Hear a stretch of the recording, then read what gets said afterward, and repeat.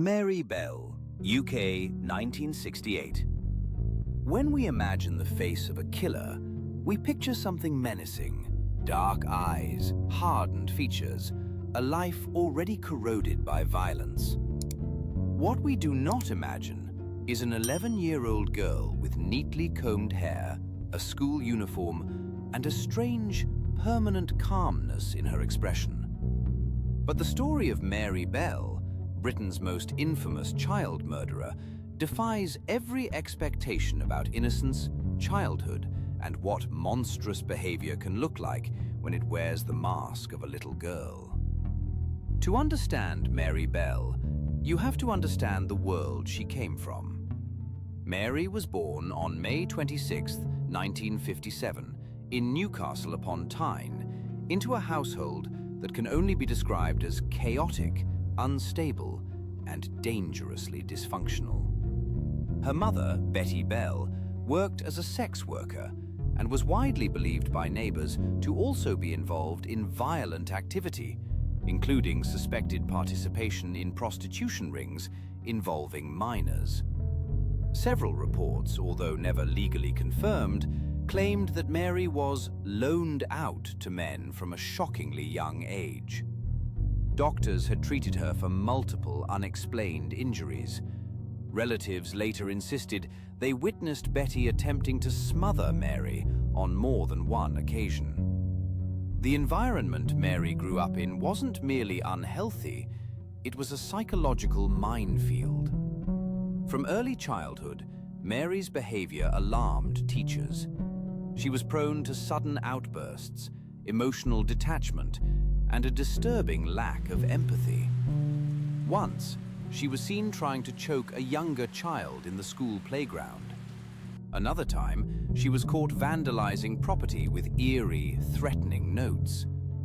People saw the signs, but no one imagined they would escalate into murder. The first death occurred on May 25, 1968, just one day before Mary's 11th birthday. 4-year-old Martin Brown wandered into a derelict house in Scotswood, an impoverished district where crumbling buildings doubled as playgrounds. Inside, Martin was found dead, lying on the floor with no obvious injuries. Police assumed, reasonably, that he'd gotten into difficulty exploring the unsafe structure. There was no forced entry, no weapon, no wounds, just a tiny, lifeless body. But Mary knew better, and apparently she couldn't resist showing off. She allegedly told classmates she had killed a boy, but her peers dismissed it as sick humor. After all, children sometimes say dark things without meaning them. Except Mary meant every word. In the weeks after Martin's death, the oddities multiplied. A local nursery school was broken into. Inside, police found cryptic notes. "I murder so that I may come back," and "I kill to be able to come back." They were ruled as childish nonsense. No one believed a kid could write a genuine confession. But Mary, who later admitted participation in that break-in, had already begun to blur the line between mischief and horror. On July 31st, 1968, she crossed that line entirely. 3-year-old Brian Howe disappeared while playing outside. The community searched frantically. Hours later, his body was found between concrete blocks near a railway yard. This time, the death was unmistakably violent. Bruising around the neck, signs of strangulation, and chillingly precise injuries inflicted after death. A razor blade had been used to mutilate the body. Blue ink was smeared across his skin. There were attempts to carve letters into his abdomen, though the effort was inconsistent, almost as if the killer didn't fully understand the meaning of what they were doing. Police immediately noticed something else. Whoever had murdered Brian had returned to the scene after the body was discovered by children, attempting to cover the wounds and reposition the corpse. Only someone impulsive, unpolished, and very young would have approached the crime scene while it was still active. Suspicion quickly fell on Mary Bell and her friend, 13-year-old Norma Bell, who, despite sharing a surname, were entirely unrelated. Children in the area kept mentioning their names. One boy reported Mary acting strange and bragging about seeing the body before the police. During questioning, Norma appeared terrified and overwhelmed. Mary, on the other hand, remained eerily calm. She corrected officers on small details, almost as if analyzing their investigation. When shown a list of Brian Howe's injuries, Mary reportedly smiled. The detectives sensed something chilling. This child wasn't frightened, remorseful, or confused. She was watching them, studying them. During a walkthrough of the neighborhood, Mary made a crucial mistake. Police had not disclosed that the murderer left marks on Brian's skin. Yet Mary suddenly mentioned them, volunteering information she should never have known unless she had been present. That was the moment the case cracked. Mary Bell was charged and sent to trial at Newcastle Assizes. The courtroom spectacle became one of the most disturbing in British legal history. Mary sat small and composed, her legs barely reaching the floor, occasionally smirking at observers.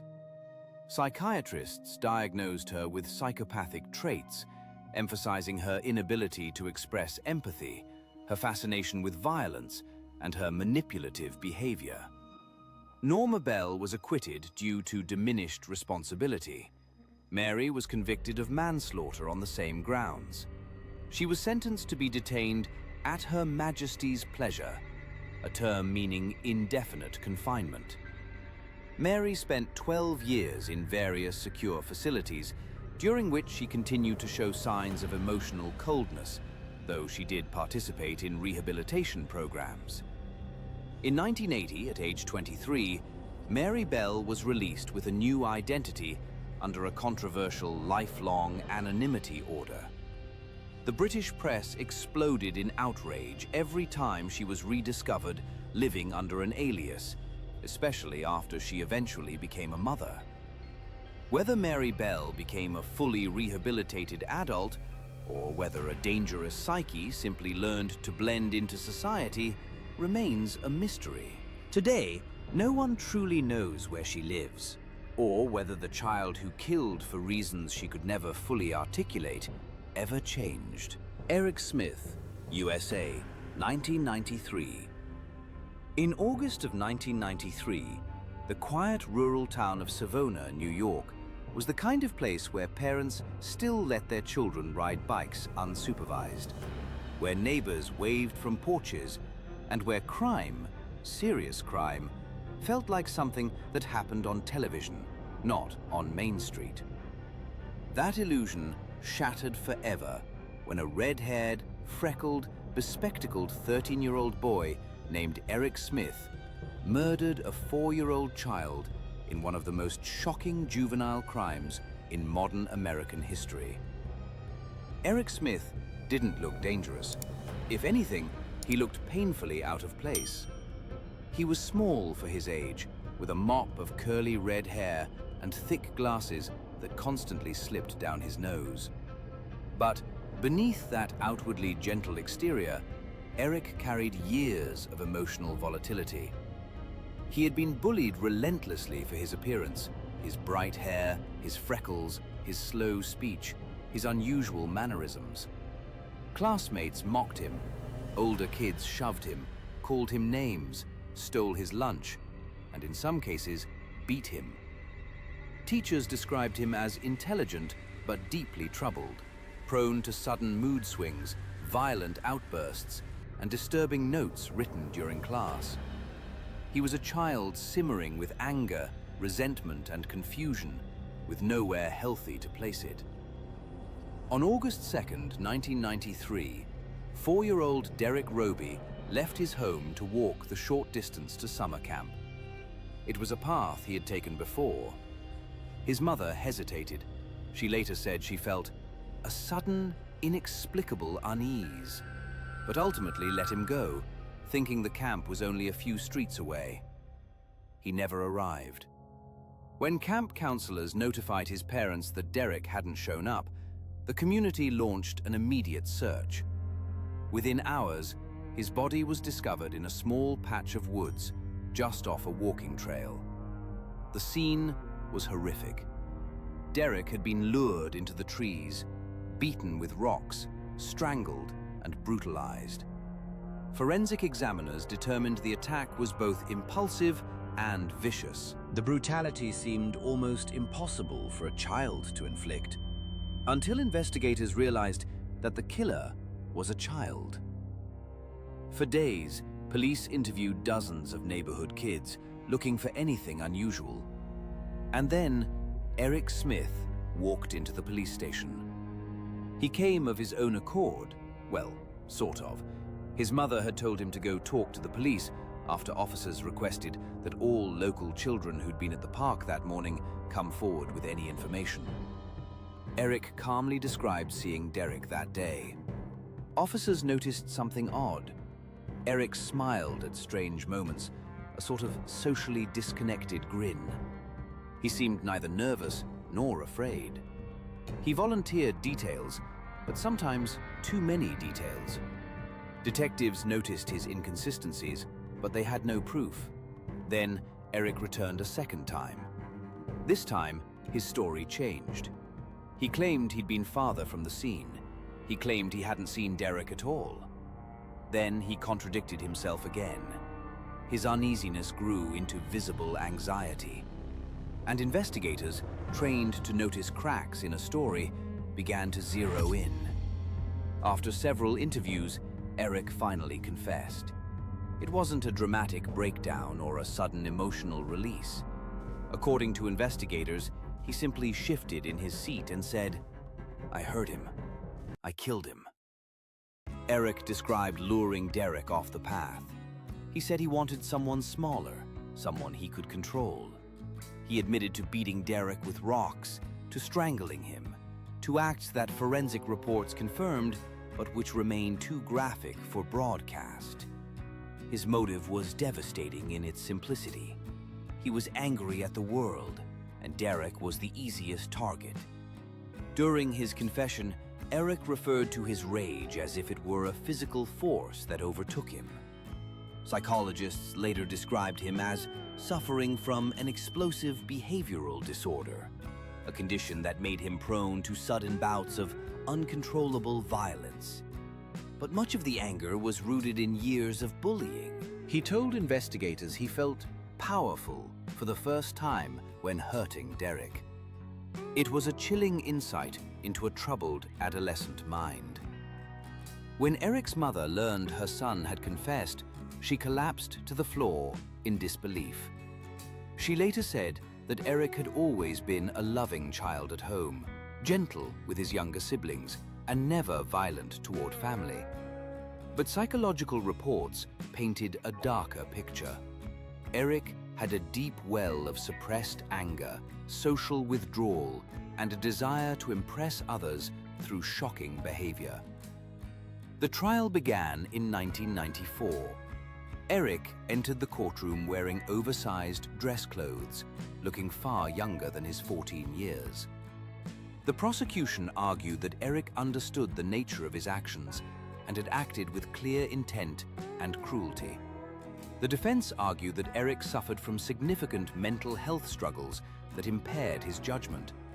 But the brutality of the crime and Eric's own detailed confession left little doubt in the eyes of the jury. Eric Smith was convicted of second-degree murder and sentenced to 9 years to life in prison, the maximum sentence possible for a juvenile under New York law at the time. His sentencing set off a nationwide debate about whether children could truly comprehend the moral weight of murder and whether life sentences should be applied to minors. Eric became a symbol, depending on who you asked, of either a broken child in need of help or a dangerously violent young offender who must never be released. He was denied parole repeatedly in 2002, 2004, 2006, 2008, 2010, 2012, 2014, and 2016. Each panel concluded that he lacked insight into his crime and remained a potential threat. He practiced speeches, wrote apologetic letters, talked about rehabilitation, but families of Derek Roby consistently argued he should never walk free.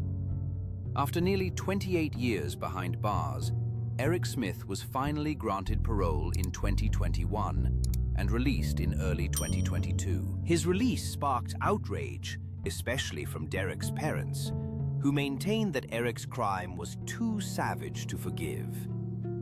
Today, Eric lives under supervision in New York State. He has expressed remorse in interviews, though public opinion remains sharply divided. Was he a monster shaped wholly by his own choices, or a broken child shaped by years of bullying, isolation, and emotional neglect? That question remains one of the enduring mysteries of the case. What is certain is this: on that August morning in 1993, the quiet innocence of a small American town evaporated. And it was taken not by an adult predator, but by a lonely, angry 13-year-old boy who, for one devastating moment, let his rage define his fate and destroy another life forever. Joshua Phillips, USA, 1998. In November of 1998, Jacksonville, Florida, became the center of one of the most disturbing and perplexing juvenile murder cases in U.S. history. Not because the killer was a hardened delinquent or a troubled, violent youth, but because he was the last person anyone expected. Joshua Phillips, a quiet, polite, academically good 14-year-old with no criminal record, no known behavioral issues, and no history of violence, became the unexpected perpetrator of a tragedy that forever altered two families and challenged America's understanding of what children are capable of. Joshua lived with his parents, Steve and Melissa Phillips, in a stable, middle-class neighborhood. His father, a strict and often domineering figure, imposed rigid rules in the home, including a firm prohibition on Joshua having visitors when adults weren't present. His mother was warm and affectionate, but largely submissive to her husband's strict household structure. Neighbors described the Phillips family as quiet, disciplined, and ordinary. No one suspected the storm brewing beneath their roof. On November 3, 1998, 8-year-old Maddie Clifton, a cheerful and energetic neighbor girl, disappeared after going outside to play. Her family launched an immediate search, and within hours, the entire neighborhood was canvassed. Volunteers, police officers, news outlets, and even Joshua himself participated in door-to-door searches. Flyers were printed, streets were blocked, and helicopters combed the area. For several days, Maddie's disappearance consumed Jacksonville.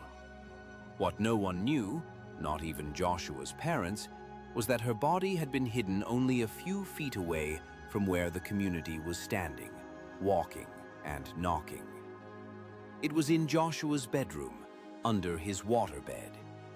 The discovery was accidental. Melissa Phillips, Joshua's mother, was cleaning her son's room when she noticed a strange, foul odor coming from the waterbed. At first, she assumed it was spoiled food or dirty laundry, but the smell grew stronger. When she lifted the corner of the mattress to inspect it, she saw something that made her scream so loudly the neighbors heard it. Maddie's lifeless leg. Police rushed to the home and took Joshua into custody. What shocked investigators wasn't just the crime, it was Joshua's demeanor. He wasn't aggressive, hysterical, or emotionally erratic. He was quiet, almost eerily calm. And when officers asked what happened, he offered a story that stunned even seasoned detectives. Joshua claimed the killing was an accident. According to his statement, Maddie had come over to ask him to play baseball. Afraid that his father would become enraged if he discovered Joshua was socializing without permission, he panicked. He said Maddie walked into his room while he was home alone, and during a moment of fear and confusion, he struck her with a baseball.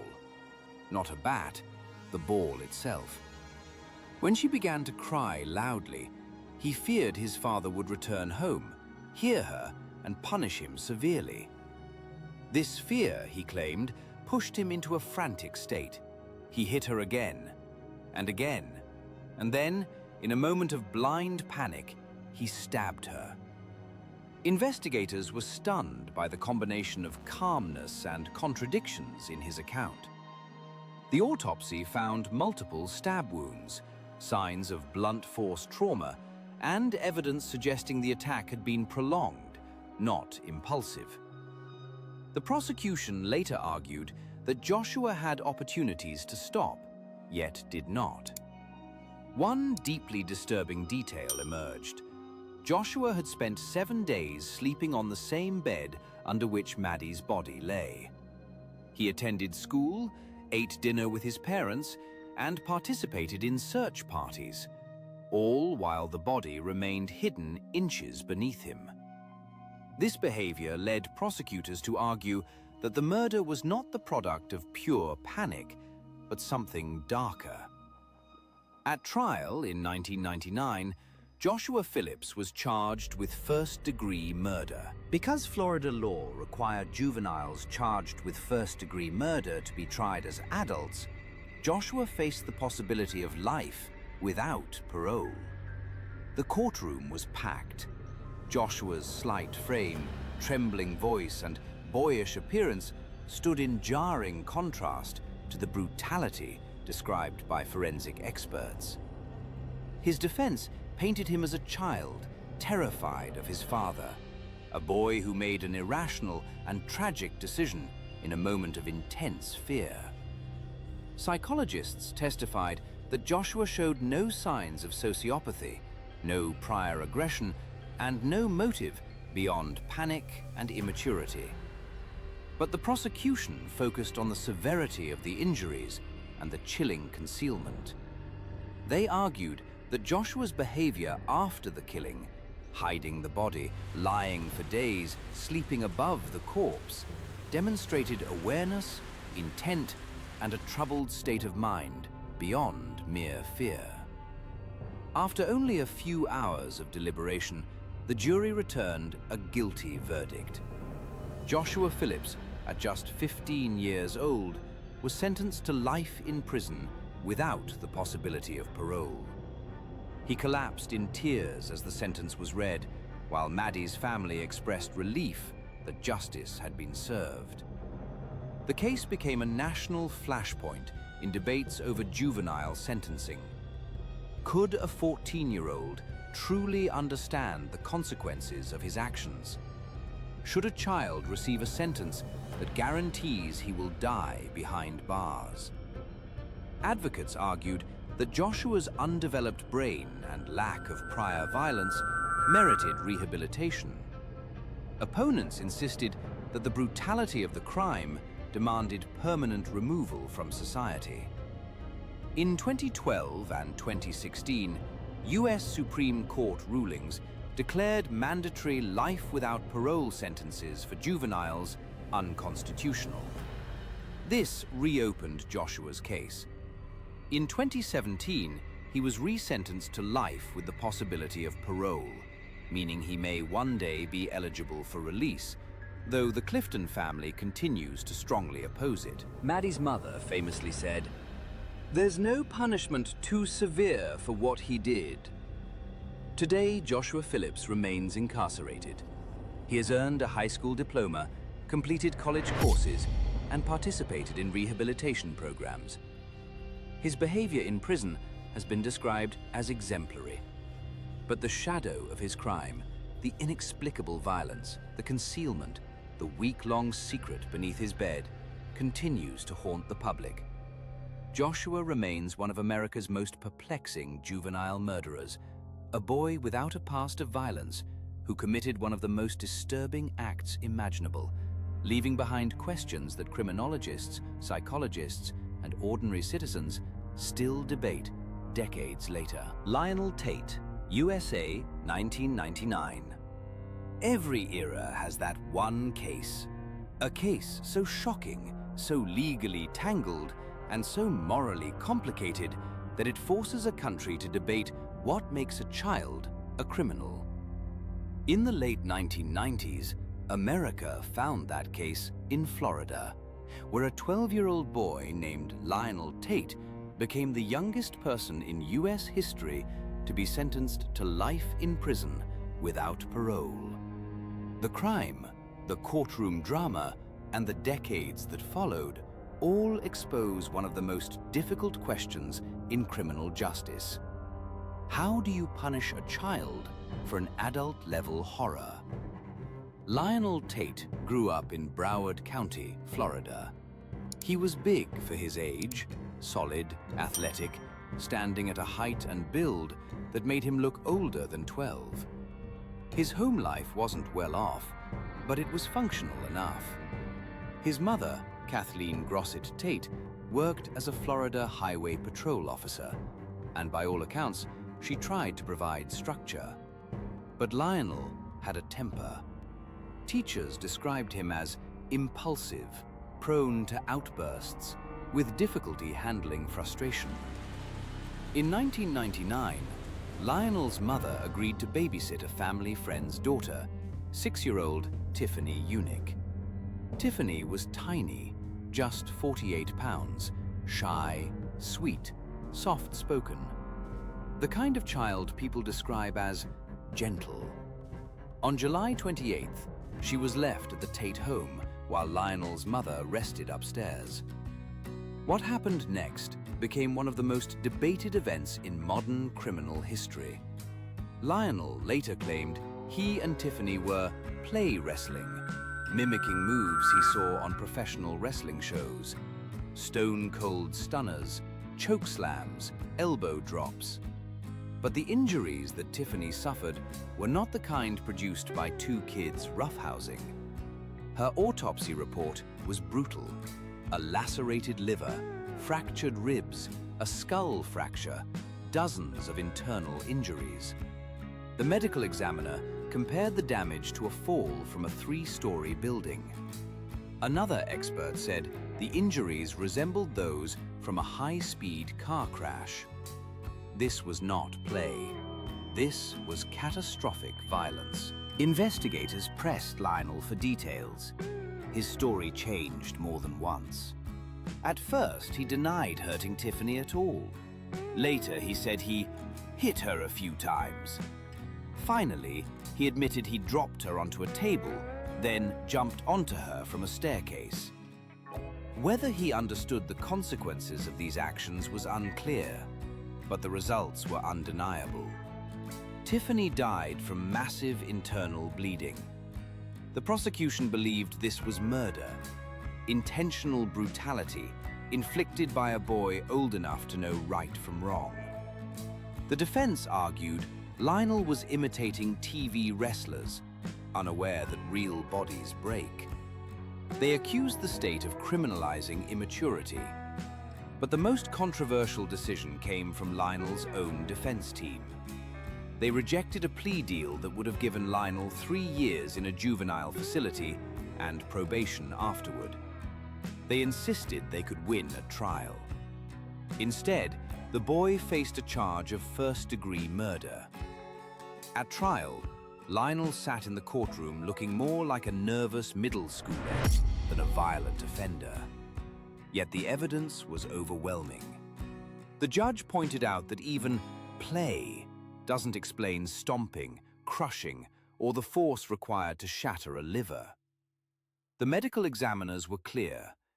Tiffany didn't die from one big blow. She died from a sustained beating. In January 2001, at age 14, Lionel Tate was found guilty of first-degree murder and sentenced to life in prison without parole. The ruling ignited a national firestorm. Newspapers questioned how a child could be treated as an adult. Politicians debated the ethics. Advocacy groups argued the sentence violated the Eighth Amendment. Even Tiffany's family, deeply grieving, expressed discomfort with a life sentence for someone barely in his teens. The case quickly became a symbol, used by everyone from human rights groups to tough-on-crime lawmakers.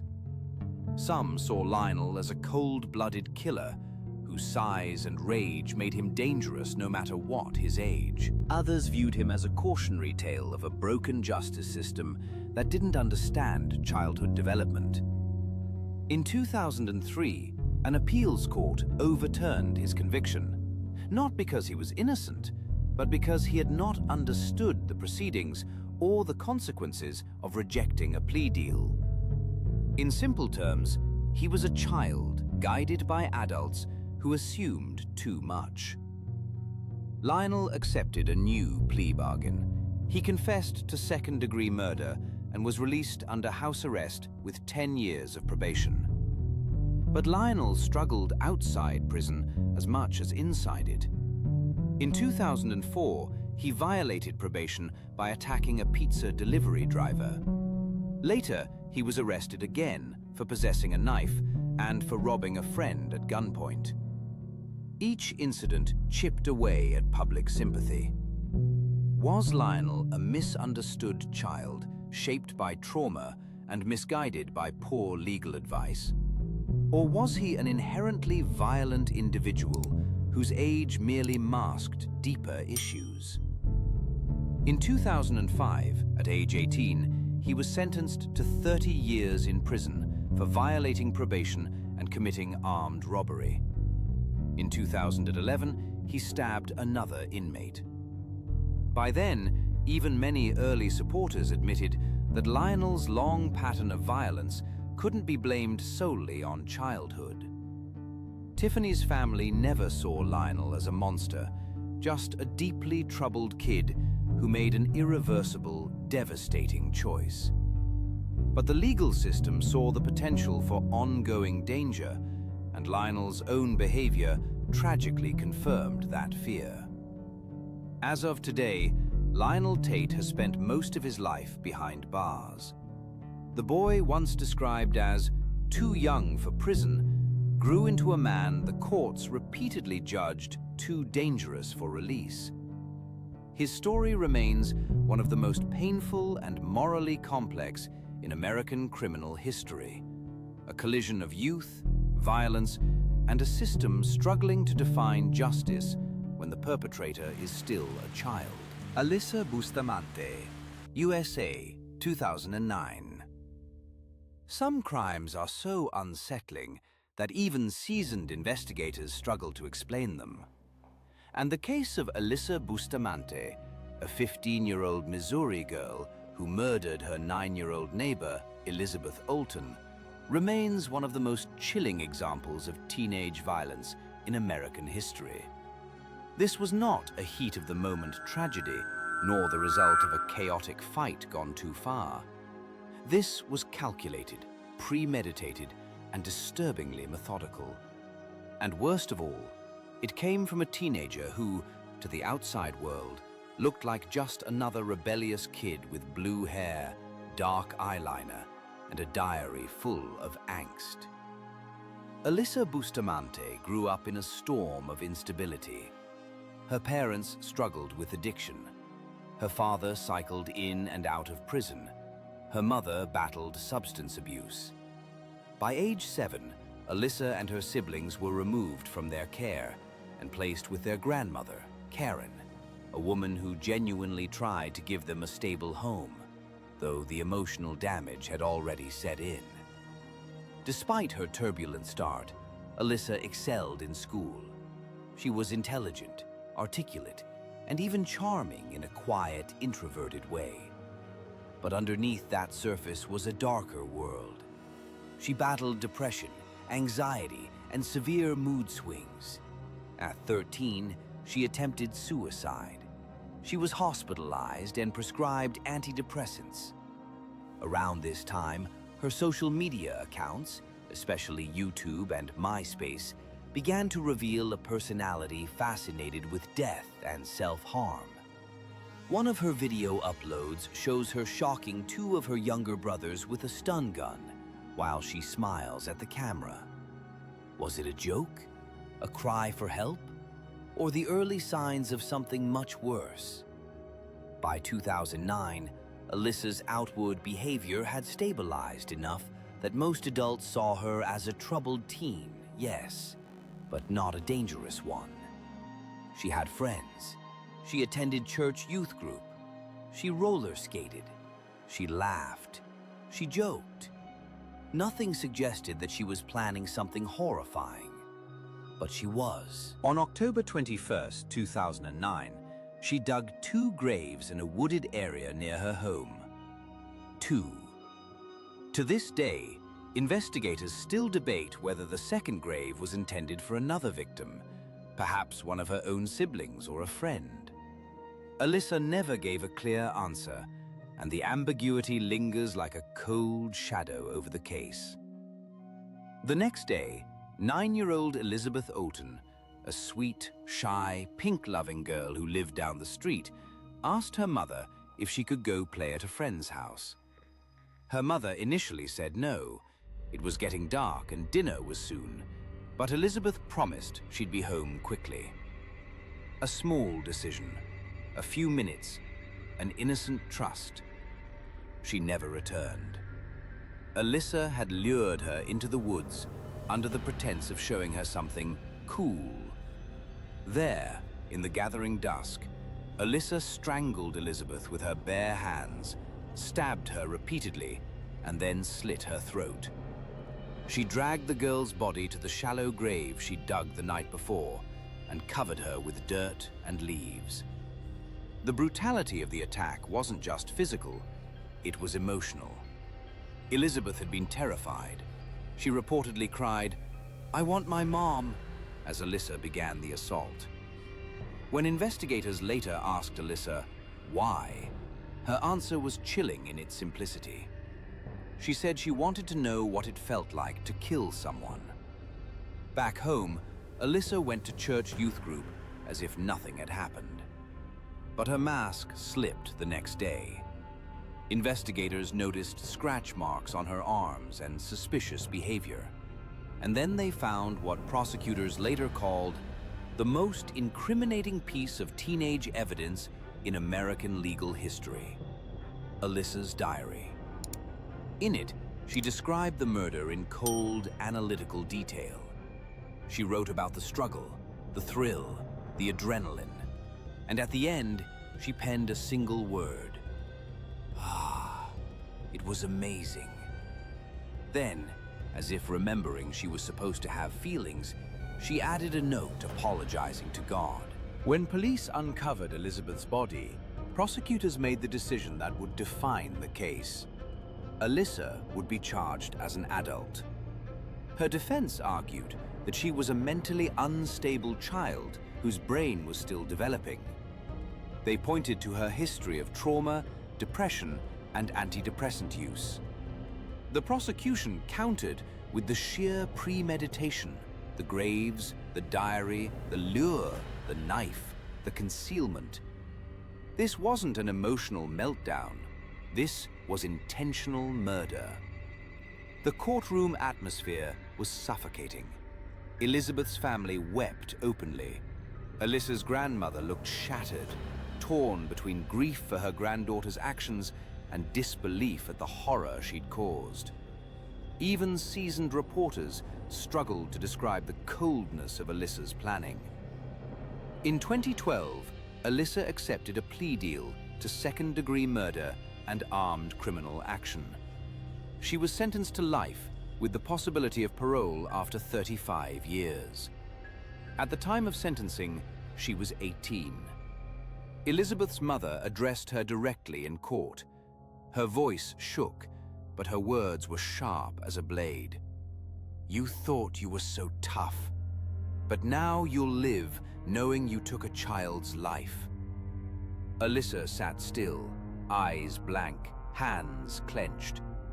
She apologized, though some felt it was more performance than remorse.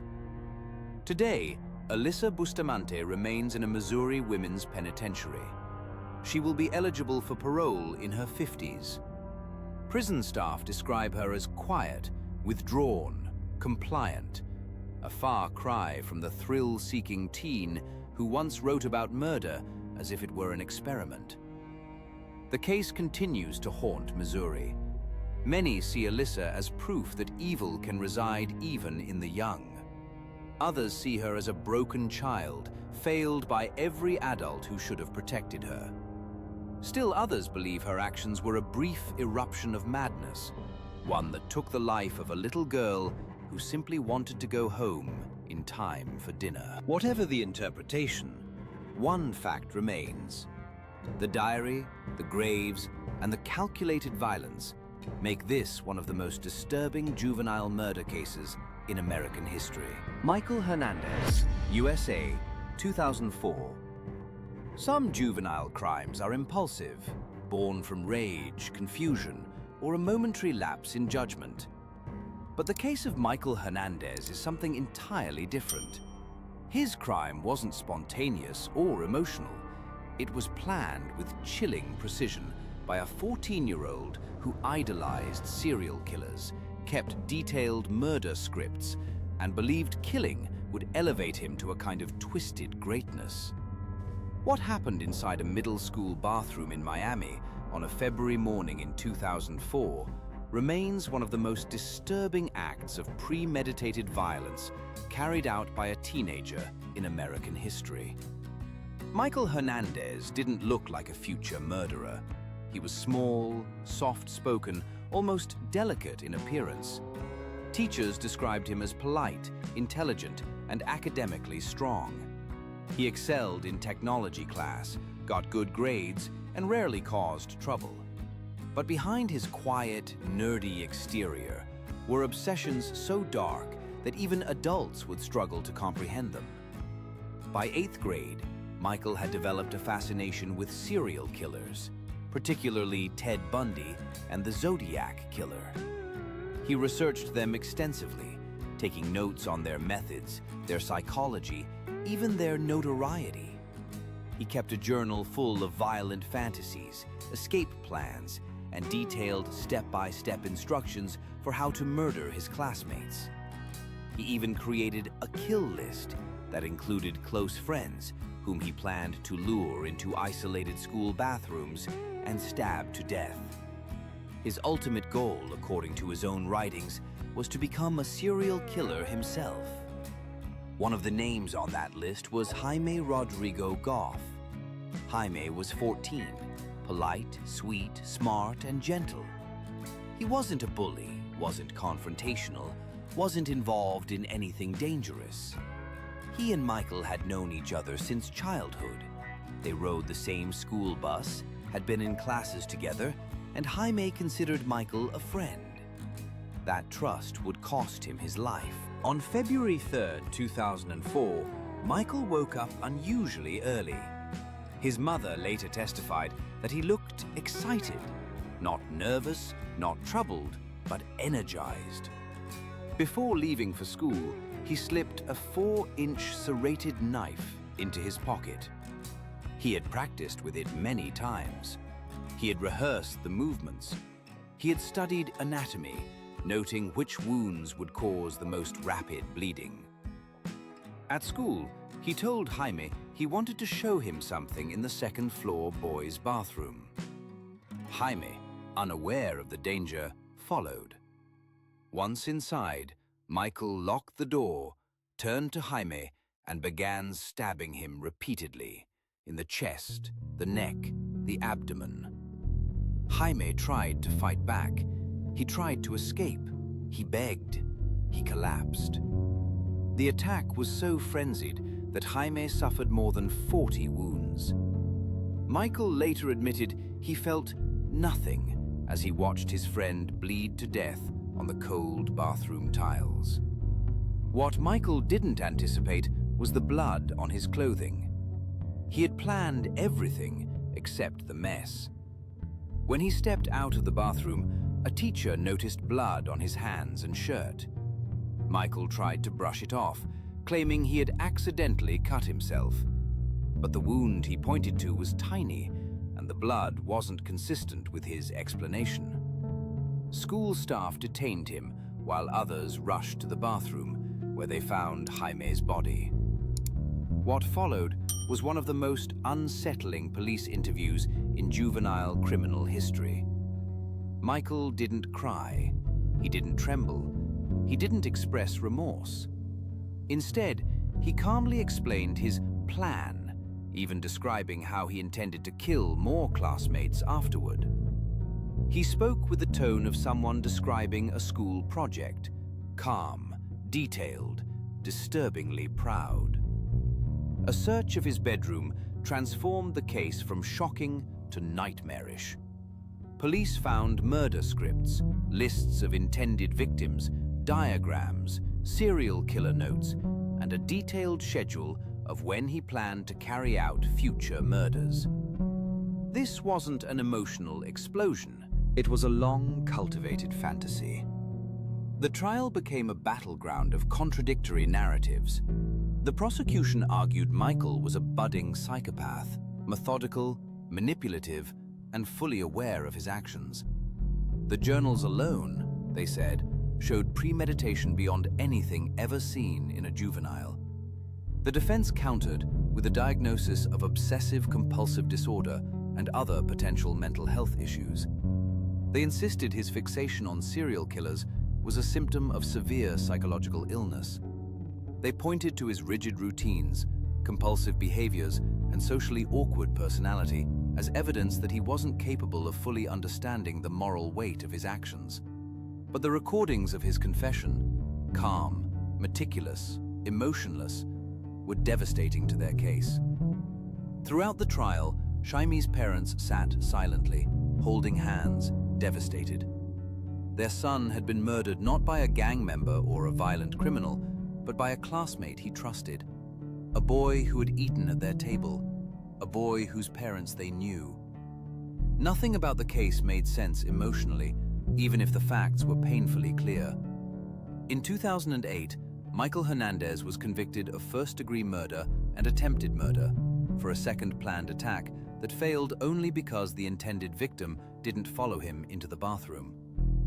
He was sentenced to life in prison. But the story didn't end there. In 2012, the US Supreme Court ruled mandatory life sentences for juveniles unconstitutional, forcing many cases, including Hernandez's, back into review. At his resentencing, Michael appeared older, but not fundamentally changed. Experts again noted his flat affect, lack of remorse, and continued obsession with violence. A psychiatrist testified that Michael met many criteria for antisocial personality disorder, something that cannot be fully diagnosed until adulthood, but was already strongly present. In 2016, he was resentenced to life, but with the possibility of parole after 25 years. But he would never get that chance. On May 23, 2021, at age 31, Michael Hernandez collapsed in prison and died from a reported cardiac anomaly. The same boy who once dreamed of becoming a serial killer died in a prison hallway, far from fame, notoriety, or the legacy he fantasized about in his journals. For Jamie Goff's family, the only solace is that their son's killer will never walk free. For the community, the case remains a chilling reminder that evil doesn't always look like a monster. Sometimes it looks like a quiet kid with good grades and a hidden notebook full of nightmares. Brenda Spencer, USA, 1979. Some crimes become infamous not only because of the violence itself, but because of what the perpetrator said afterward. In January 1979, a 16-year-old girl named Brenda Ann Spencer aimed a .22 caliber rifle out her bedroom window, fired at an elementary school across the street, killed 2 adults, wounded 8 children, and then gave the world one of the coldest statements in criminal history. "I don't like Mondays." Those 4 words burned themselves into the public consciousness. They inspired newspaper headlines, political debates, a hit song by the Boomtown Rats, and an enduring question. What drives a teenager, a girl, quiet and withdrawn, living in the suburbs of San Diego, to commit a seemingly senseless act of mass violence? To understand Brenda Spencer's crime, you have to understand her life, a slow-burning fuse of neglect, emotional collapse, and simmering resentment. Brenda grew up in a household defined by poverty and dysfunction. Her parents divorced early, leaving Brenda and her two siblings in the custody of their father, Wallace, a man known for being emotionally distant, strict, and reportedly unstable. Their home was cramped, filthy, often without basic comforts. Some visitors later described it as closer to a storage space than a home, with Brenda sleeping on a mattress on the floor surrounded by clutter. At school, Brenda was withdrawn, small, frail-looking, with long red hair partially covering her face. Teachers described her as intelligent but disengaged, the kind of student who could excel if she cared, but didn't. Instead, she gravitated toward dark humor, violence-themed drawings, and occasional troublemaking. By her early teens, she had been caught shooting out school windows with a BB gun, vandalizing property, and threatening students. Still, nothing suggested she was capable of mass murder. By 1978, Brenda's mental health had deteriorated severely. She suffered from chronic depression. She complained of headaches, insomnia, and constant fatigue. She stopped attending school regularly. A counselor recommended psychological treatment, noting clear warning signs of self-harm and potential violence. But intervention never came.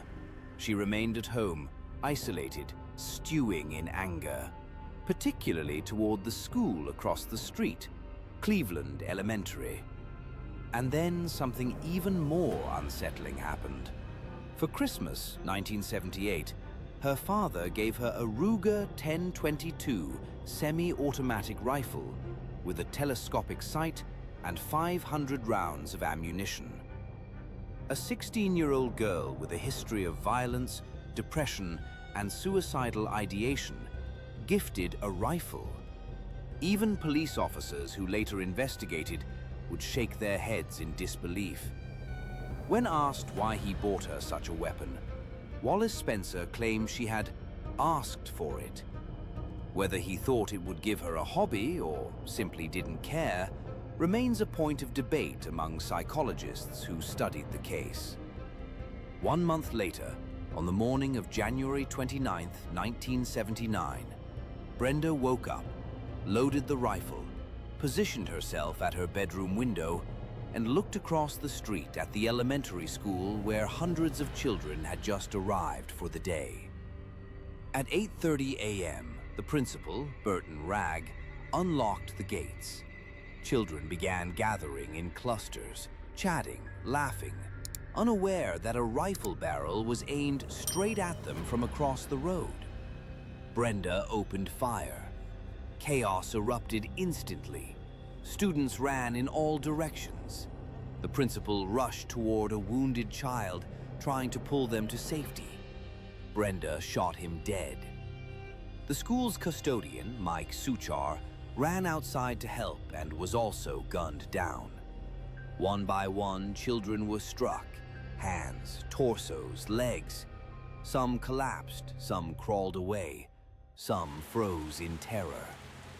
A police officer responding to the scene was shot in the neck before he could take cover. Inside her house, Brenda continued firing, calm and methodical, taking advantage of the confusion. Neighbors later said she seemed bizarrely composed, even satisfied. When she finally paused, a reporter called her home after tracing the shots to the location. Her explanation was chillingly casual. "I just started shooting. I don't like Mondays. This livens up the day."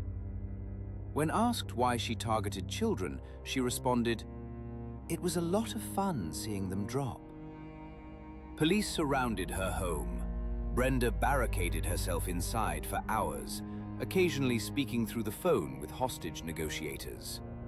She described the shooting as if it were a television event rather than a real tragedy. At one point, she reportedly joked about continuing if she had more bullets. Eventually, she surrendered after officers promised her a meal, a curious moment that revealed her immaturity. She walked out without resistance. She was 16. The legal system had no difficulty convicting her. Her statements alone sealed her fate. She pleaded guilty to 2 counts of murder and assault with a deadly weapon. In 1980, she was sentenced to 25 years to life. During psychiatric evaluation, doctors found she suffered from epilepsy, depression, and potential brain damage caused by a bicycle accident years earlier. Some speculated that her father's neglect, the squalid living conditions, and the bizarre decision to give her a rifle contributed to her mental deterioration. Others believed she simply lacked empathy, a cold, disturbed teenager who acted not out of psychosis, but cruelty. Her father, Wallace, remained a subject of suspicion. Years later, Brenda alleged he had abused her sexually throughout her childhood. Whether the claims were true or not, psychologists agreed her home environment was toxic and profoundly damaging. Inside prison, Brenda's behavior remained unsettling. She attempted suicide multiple times. She manipulated other inmates. She often changed her story about why she committed the shooting. Sometimes she blamed her father. Sometimes she blamed drugs. Other times she did it simply because she wanted to. She came up for parole repeatedly and was denied each time. Experts pointed out she still showed signs of manipulative behavior and lacked full remorse. The families of victims fought her release vigorously. Today, more than 45 years later, Brenda Spencer remains incarcerated. She has become a grim part of American cultural history, not only for the act itself, but for the phrase that made her a symbol of senseless adolescent violence. 2 dead, 9 wounded, 1 cold explanation, and a reminder that sometimes the most dangerous individuals are not those we fear, but those we overlook. Kip Kinkel, USA, 1998. In the late 1990s, Springfield, Oregon, appeared to be the kind of small American town where high school sports, Friday night lights, and community picnics defined daily life. But beneath this calm suburban exterior, one teenager would commit acts so shocking that they would haunt the town and spark national debates about juvenile violence, school safety, and the influence of mental illness on young minds. His name was Kip Kinkel, known to most simply as Kip, a 15-year-old high school sophomore with a troubled home life and a fascination with firearms and violent media. Kip's early life was turbulent. His parents, though loving, struggled with marital instability and frequent arguments. Kip, small and sensitive, had been bullied in school for his size and odd behavior. Teachers described him as bright, but socially isolated, prone to mood swings, and obsessed with guns and explosives.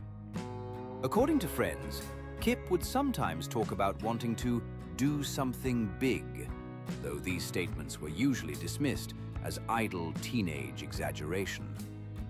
Mental health issues compounded these tendencies. Kip suffered from severe depression, anxiety, and auditory hallucinations, often hearing voices commanding him to act violently. Despite multiple visits to psychiatrists and counselors, he remained largely untreated. His parents were aware of the risks, but struggled to control a boy whose obsessions and anger seemed to intensify daily. On May 20th, 1998, Kip Kinkel's inner turmoil escalated into unspeakable violence. That morning, he shot and killed his parents in their Springfield home. His father, Bill, was shot in the back while leaving for work. His mother, Faith, was shot multiple times as she entered the house. The murders were methodical. Kip had carefully planned them over several days. He then hid the weapons and prepared for the next stage of his attack, the school. That afternoon, armed with a Glock 19 handgun, Kip entered Thurston High School. In the crowded hallways and classrooms, he opened fire indiscriminately. Students screamed and ran for cover. Teachers tried desperately to protect their students, and chaos consumed the school. Kip's attack lasted only a few minutes, but left a permanent scar on the community. 2 students were killed, Mia Williams, 14, and T.J. Solomon, 15. Another 25 students and staff were injured. The psychological profile of Kip Kinkel baffled experts. He did not appear to target specific victims. Instead, he selected targets randomly, acting out of a mixture of anger, depression, and auditory commands. His journals, recovered later by police, contained lists of classmates, violent fantasies, and detailed plans for attacks, demonstrating premeditation and a disturbing detachment from human suffering. After the shooting, Kip fled the scene. Police, alerted immediately by frantic students, tracked him to a nearby location where he was found attempting to dispose of the firearm. He surrendered without resistance. Investigators soon discovered the grim truth. The murders of his parents were not an isolated incident, but the first step in a meticulously planned spree. During interrogations, Kip alternated between incoherent rambling and calculated admissions. He claimed the voices in his head urged him to act, but he also displayed an understanding of right and wrong, describing the planning process and acknowledging the outcomes of his actions. Psychiatrists concluded that Kip suffered from paranoid schizophrenia, compounded by severe depression. But his intelligence and planning demonstrated that he comprehended the consequences of his deeds. The trial was a media spectacle. America had rarely seen a school shooter so young, so prepared, and so deeply troubled. The prosecution argued that Kip's actions were premeditated murder, not the product of mental illness. The defense emphasized his psychosis and the auditory hallucinations, suggesting he could not fully control his behavior. In 2000, Kip Kinkel pleaded guilty to 2 counts of first-degree murder for the school shootings and the deaths of his parents.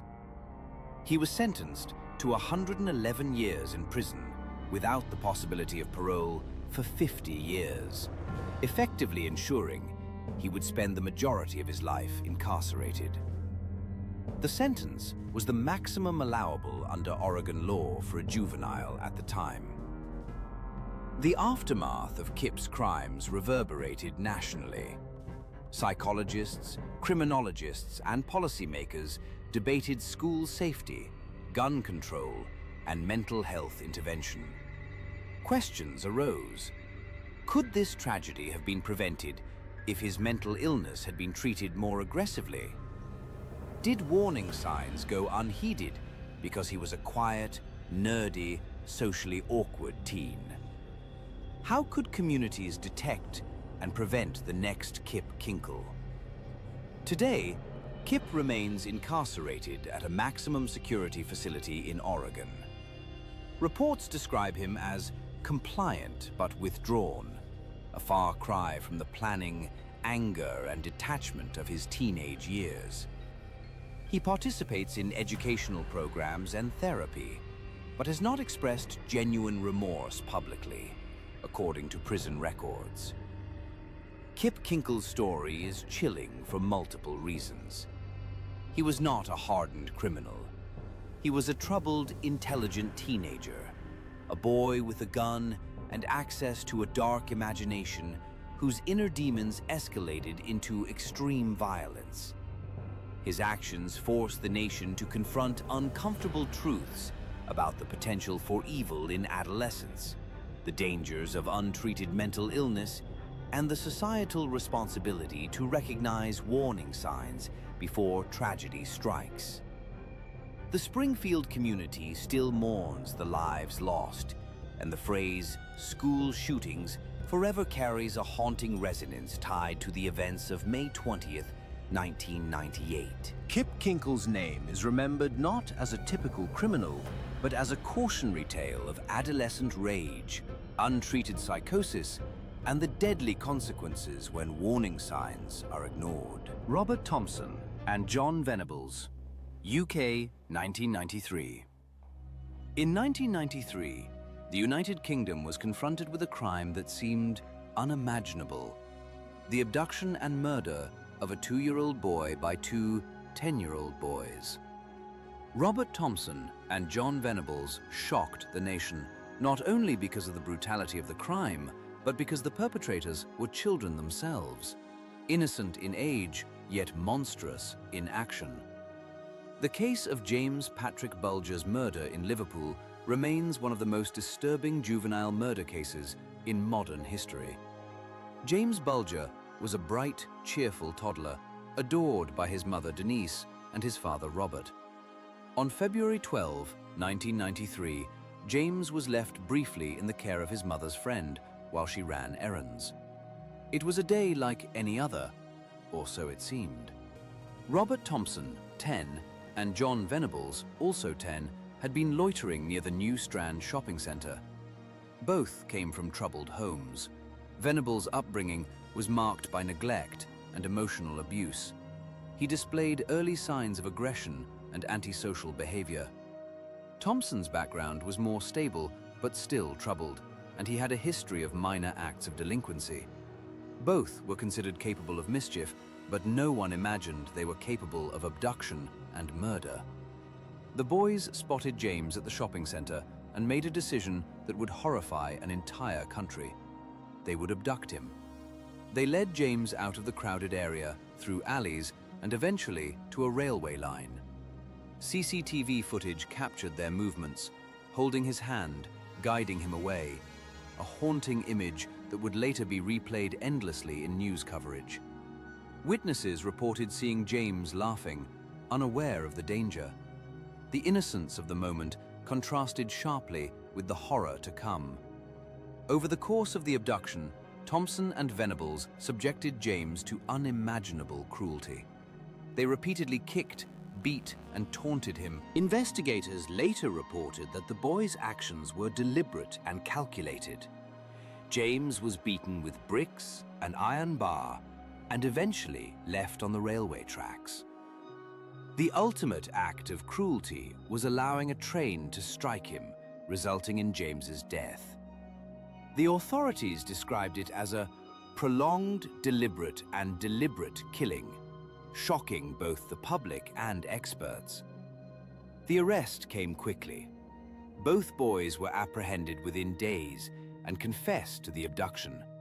However, their accounts varied, reflecting both the reality of their age and the psychological complexity of the crime. Venables often claimed peer pressure, asserting that Thompson had instigated the plan. Thompson minimized his role, portraying himself as less culpable. Psychologists later concluded that the boys' collaboration created a feedback loop of cruelty. Each escalated the other's violent tendencies. The trial was unprecedented in British legal history. The boys were tried as juveniles, not adults, due to their age. Their identities were initially protected, reflecting the nation's struggle to reconcile the severity of their actions with their youth. Evidence included CCTV footage, forensic analysis of injuries, and statements from witnesses. Experts testified about the boys' backgrounds, mental states, and the unusual cruelty displayed. Despite being only 10 years old, their actions demonstrated planning, deception, and awareness of consequences. factors that weighed heavily in sentencing. In November 1993, both boys were convicted of murder. They were detained at Her Majesty's pleasure, the juvenile equivalent of life imprisonment, with the possibility of parole. The sentence reflected both public outrage and the legal recognition that children, even at 10, could commit crimes that demanded serious consequences. The aftermath of the case was complex and ongoing. Venables and Thompson were eventually released in 2001 after serving 8 years, under new identities to protect them from vigilante violence. The release sparked heated debate across the UK. Many argued that no child who committed murder should be released. Others contended that their youth, potential for rehabilitation, and the principle of protecting identity justified their release. Both boys later violated parole conditions multiple times, with Venables in particular being rearrested for offenses that involved child pornography, reigniting public outrage. For James Bulger's family, the pain never truly ended. The loss of a child at the hands of children shocked the public imagination and challenged societal perceptions of innocence, culpability, and rehabilitation. Academics have since studied the case extensively, analyzing peer influence, childhood trauma, and moral development. Some concluded that the combination of neglect, exposure to violence, and social modeling played a critical role. Others argued that the act was an early emergence of antisocial tendencies that, if unchecked, could have escalated into a lifetime of criminality. Culturally, the case left an indelible mark. References to the crime appear in literature, television, and public discourse. The media coverage, intense and relentless, forced the nation to confront uncomfortable questions about juvenile justice, parenting, and the nature of evil in children. Psychologists used the case to explore how children could plan and execute acts of extreme cruelty while still functioning in daily life as seemingly ordinary kids. Today, the story of Robert Thompson and John Venables remains a cautionary tale, a reminder that age does not necessarily protect innocence, and that extreme acts of violence can emerge from even the youngest members of society. Their early release, ongoing offenses, and the enduring trauma inflicted on James Bulger's family continue to spark debate in courts, schools, and communities across the UK. The case challenges one of humanity's most basic assumptions, that children are incapable of evil. Thompson and Venables shattered that notion, leaving a legacy of grief, horror, and moral reflection that persists decades later. Mitchell Johnson and Andrew Golden, USA, 1998. In October 1998, the small town of Jonesboro, Arkansas, became the site of one of the most shocking acts of juvenile violence in American history. Two middle school students, Mitchell Johnson, 13, and Andrew Golden, 11, opened fire on their classmates and teachers at West Side Middle School, killing 4 and wounding 10 more. The case remains an unnerving example of premeditated, calculated violence committed by children. And it forced the nation to confront questions about guns, youth, and psychological disturbance in adolescence. Mitchell Johnson and Andrew Golden were neighbors and close friends, united by a fascination with firearms, violent video games, and the dark allure of rebellion. Both boys came from homes where supervision was inconsistent. Johnson, in particular, had a history of aggressive behavior, often bullying younger children and showing a fascination with weapons. Golden, though smaller and more timid, was impressionable and eager to impress his older friend. The combination created a dangerous partnership. The planning for the attack began weeks in advance. The boys stole guns from Johnson's father, including a .22 caliber rifle, and made detailed preparations, practicing at nearby woods and recording hit lists of students they felt had wronged them or simply existed in their path. Investigators later described their plan as chillingly methodical. Approach the school quietly, open fire from the periphery, then flee before law enforcement could intervene. On the morning of March 24, 1998, they executed their plan. Wearing ski masks and armed with multiple firearms, the boys climbed the hill overlooking West Side Middle School. From this vantage point, they rained bullets onto the playground where children were playing before the first bell. Teachers and students scrambled for cover.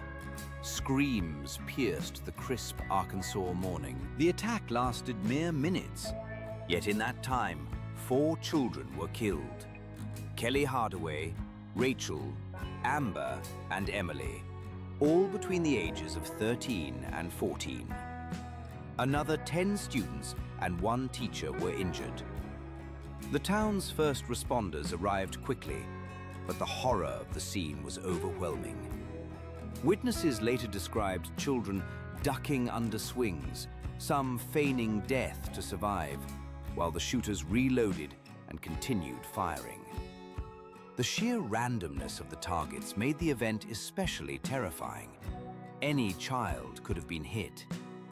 When police finally located Johnson and Golden, they were found hiding nearby, weapons in hand, eerily calm. Psychologists analyzing the boys later noted the unusual combination of youth, premeditation, and psychological disturbance. Johnson exhibited signs of severe conduct disorder, including chronic aggression, deception, and lack of empathy. Golden, younger and more susceptible to peer influence, displayed traits of dependent antisocial behavior. Together, they amplified each other's darker tendencies. The trial became a national spectacle. Both boys were tried as juveniles due to their ages, 13 and 11, sparking debate about the capacity of children to understand moral and legal consequences. Prosecutors argued that the attack was deliberate and that the boys knew their actions could result in death. Evidence included the stolen firearms, the hit lists, surveillance photographs of them preparing the attack, and testimony about prior threats and violent behavior. Defense attorneys emphasized their youth and lack of impulse control, noting that their cognitive development was incomplete. In 1999, Mitchell Johnson and Andrew Golden were convicted of multiple counts of murder and attempted murder. Due to their ages, the sentences were structured to allow eventual release. Johnson received a 40-year sentence, and Golden was given a 52-year sentence, with the possibility of parole after serving a significant portion. Both were housed in juvenile detention facilities designed for rehabilitation rather than punishment, though security was high due to the severity of the crime. The aftermath of the shooting had a profound impact on school safety nationwide. The tragedy became a catalyst for enhanced security measures in schools, including lockdown drills, metal detectors, and increased awareness of warning signs in children exhibiting violent tendencies. The case also intensified debates over firearm access for minors and the psychological screening of at-risk youth. Families of the victims expressed mixed emotions. While justice was served legally, emotional closure was elusive. Many grappled with the incomprehensibility of a child committing such atrocities, often questioning whether societal failures, inadequate supervision, or exposure to violent media had contributed. Over time, both Johnson and Golden underwent therapy and educational programs designed to facilitate rehabilitation. Reports suggest that while older, both continue to struggle with understanding the full impact of their actions, though they have shown signs of remorse in later psychological evaluations. Yet the shadow of West Side Middle School looms large, serving as a grim reminder that age alone does not immunize children from committing extraordinary acts of violence. Today, the case of Mitchell Johnson and Andrew Golden continues to be studied by criminologists, psychologists, and educators. It highlights how environmental factors, peer influence, and early psychological disturbances can converge to create tragic outcomes. The shooting remains a haunting example of the dangers of juvenile violence, prompting ongoing discussions about prevention, intervention, and the delicate balance between punishment and rehabilitation for young offenders. In the end, West Side Middle School's tragedy underscores a grim reality. The capacity for violence can exist even in the youngest among us, and the societal responsibility to identify, intervene, and support at-risk children is more critical than ever. The names Mitchell Johnson and Andrew Golden are etched into history, not for acts of bravery or achievement, but for the lives they took and the lessons that still resonate decades later. Edmund Kemper, USA, 1964. Long before Edmund Kemper became infamous as the co-ed killer terrorizing California in the 1970s, his dark tendencies were already emerging in the halls of his family home. Even as a teenager in 1964, he committed acts of extreme violence that foreshadowed the horrors to come. The story of Kemper's first murders offers an unsettling glimpse into the development of a serial killer, a chilling combination of intelligence, psychological disturbance, and early exposure to violence. Edmund Emil Kemper III was born in 1948 in Burbank, California. From a young age, he displayed remarkable intelligence, with an IQ of 145. But this brilliance coexisted with profound psychological instability. His home life was a battleground. His father, Edmund Jr., was physically abusive and belittling, while his mother, Clarnell, alternated between distant affection and sharp criticism. Kemper later described his mother as controlling and humiliating, leaving him with deep-seated anger, particularly toward women. By age 13, Kemper had begun exhibiting violent tendencies. He tortured animals, a common early warning sign noted in studies of serial killers. But in May 1964, at just 15 years old, he crossed the ultimate line. He killed his grandparents in North Fork, California. The trigger, according to court records and his later confessions, was a mixture of long-standing resentment and impulsive rage.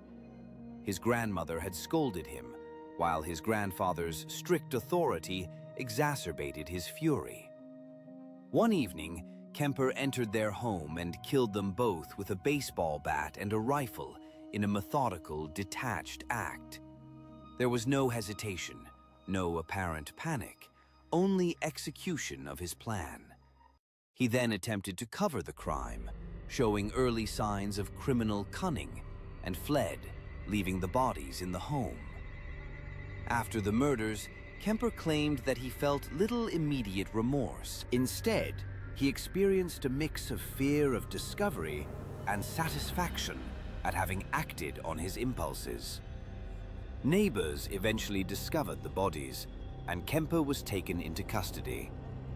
His trial was extraordinary, not just because of the brutality, but because of his age.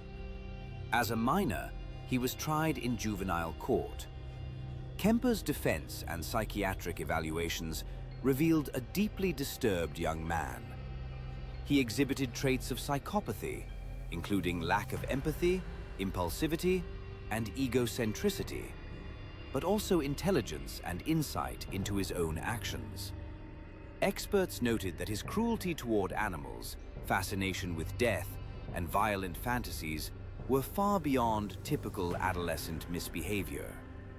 The combination of genetic predisposition, abusive parenting, and social isolation contributed to what would later become an extreme pattern of antisocial behavior. In juvenile court, Kemper's case sparked debate over how to handle young offenders capable of adult-level violence. The judge concluded that, despite his age, Kemper posed a danger to society. Rather than placing him in a standard juvenile facility, he was committed to the Atascadero State Hospital for the Mentally Ill, a secure institution for violent adolescents. There, Kemper underwent psychiatric evaluation and limited treatment, but his intelligence and manipulative nature allowed him to navigate the system with unsettling ease. During his time at Atascadero, Kemper's behavior continued to be alarming. He reportedly threatened staff, manipulated other patients, and expressed fantasies of killing women, an early manifestation of the patterns that would later define his adult crimes. Despite this, he demonstrated cooperation with therapy sessions, giving the impression of rehabilitation while secretly nurturing violent impulses. Kemper's juvenile confinement lasted until he was 21, when he was released due to statutory limitations and claims of rehabilitation. At this point, authorities failed to predict the magnitude of his future crimes. The combination of his intelligence, psychopathy, and ability to manipulate adults meant that his violent tendencies, suppressed during confinement, would resurface with devastating consequences. The murders of his grandparents remain a haunting prologue to Kemper's later crimes. They illustrate the early emergence of homicidal behavior, the influence of familial dysfunction, and the psychological precursors of serial killing. Psychologists studying Kemper's development point to this case as a textbook example of how severe trauma, mental illness, and early exposure to violence can converge to produce extreme antisocial behavior in adolescence. Edmund Kemper's life trajectory is a grim lesson in the limits of juvenile rehabilitation, particularly for individuals exhibiting early psychopathy and violent fantasy. The murders of his grandparents were the first indicators of a pattern that would culminate in the slaughter of young women at the University of California, Santa Cruz, nearly a decade later, a period when he became one of the most notorious serial killers in American history. Even today, criminologists and psychologists reference Kemper's teenage murders as a case study in early-onset violent behavior. They underscore the complex interplay of nature and nurture, warning that certain childhood traits, high intelligence, cruelty to animals, family dysfunction, and early homicidal actions, can predict extreme outcomes if unaddressed. The legacy of Kemper's teen murders is grim but crucial, a stark reminder that some forms of evil begin long before they fully manifest, lurking in the psychology of seemingly ordinary children. Nehemiah Griego, USA, 2013. In March 2013, Albuquerque, New Mexico, was shaken by a crime that no parent could imagine. A 12-year-old boy, Nehemiah Griego, murdered his entire family, his father, mother, and 2 younger siblings, before attempting to evade capture. The horror of this case lies not only in the brutality of the acts, but also in the chilling normalcy of the perpetrator's life before the killings, a reminder that extreme violence can emerge from the most unsuspecting places. Nehemiah was the oldest of 4 children in a devout Christian household. His parents, Joseph and Teresa Griego, were described as loving but strict, particularly in their religious upbringing. Nehemiah was obedient, smart for his age, and generally quiet, though he occasionally exhibited behavioral issues common to pre-teens. Friends and neighbors reported he enjoyed video games, spent time with friends, and appeared like a typical middle schooler. Nothing suggested he harbored homicidal intentions. But the night of March 22, 2013, would expose a darkness lurking behind the facade of normalcy. Using a .22 caliber rifle stolen from his father, Nehemiah methodically shot his father and mother. Joseph Griego, 34, was found dead on the living room floor, and Teresa, 32, had been shot multiple times upstairs. Nehemiah then turned the weapon on his two younger siblings, a 6-year-old boy and a 4-year-old girl. Both were killed in their bedrooms. Investigators later described the scene as methodical and controlled, suggesting premeditation despite Nehemiah's age. He then reportedly tried to hide evidence by turning off lights and locking doors before leaving the house. His motive, initially unclear, would become a haunting glimpse into the mind of a child capable of unimaginable cruelty. When police responded, they found the bodies of the family. Neighbors reported seeing a young boy fleeing the scene with the rifle. Authorities quickly apprehended Nehemiah without resistance. What followed was shocking confessions. He admitted to the killings and offered disturbingly calm explanations. In interviews, he said he committed the murders because he was angry with his parents and wanted to live independently, a sentiment that chilled investigators and the public alike. He also revealed that he had been influenced by violent media and had previously fantasized about murder. Psychologists evaluated Nehemiah extensively. While still a child, he exhibited clear signs of conduct disorder and early-onset antisocial behavior. He demonstrated an alarming lack of empathy and an understanding of how to evade law enforcement. At the same time, experts noted his developmental immaturity. He was still only 12, physically and emotionally, which complicated legal proceedings. The combination of intelligence, planning, and immaturity created one of the most disturbing juvenile criminal profiles in modern history. The trial raised immediate legal and ethical questions. How should a court handle a 12-year-old who had committed quadruple homicide? Was he competent to stand trial? Could he truly understand the consequences of his actions? After lengthy deliberation and psychiatric evaluation, prosecutors decided to try Nehemiah as an adult, arguing that the nature of the crime, premeditated, violent, and deliberate, demanded the full weight of the law. In 2017, Nehemiah Griego pleaded guilty to 4 counts of murder, in addition to charges of aggravated burglary and assault with a deadly weapon. The court sentenced him to life in prison without the possibility of parole until he reached 33, a rare sentence for someone so young. The decision sparked debates about juvenile justice, rehabilitation, and the moral implications of incarcerating a child for life. During sentencing, the community expressed a mixture of grief, anger, and disbelief. Victim impact statements described the indescribable loss of 4 lives, emphasizing the emotional devastation left behind. Neighbors recalled the once friendly boy who lived next door, highlighting the incomprehensible transformation from child to killer. Nehemiah, for his part, showed minimal emotional response, further unsettling those present in court. Psychologists studying the case emphasized that Nehemiah's actions, while extreme, are part of a small but alarming category of juvenile homicide known as familicide by minors.